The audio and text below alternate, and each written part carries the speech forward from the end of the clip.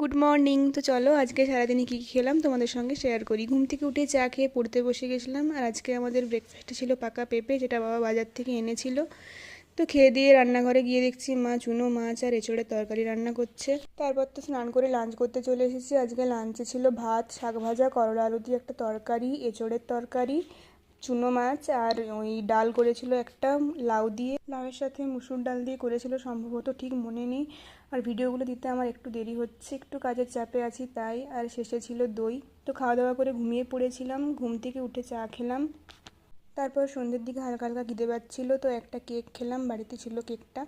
আর ডিনারে আজকে ছিল রুটি, মিক্স ভেজ আর মিষ্টি। তো খাওয়া দাওয়া করে সেদিন ঘুমিয়ে পড়েছিলাম। এটা হচ্ছে তার পরের দিনের একটা ভিডিও ক্লিপ। আমি মেস গেছিলাম, আমার টিউশন ছিল তার জন্য। তো দুপুরে লাঞ্চে কেমন খাবার খাই সেটাই তোমাদেরকে দেখাবার। এর ডালটা একবার দেখো, জাস্ট এটাকে ডাল, এই ডালটাই আমরা খাই মেসে।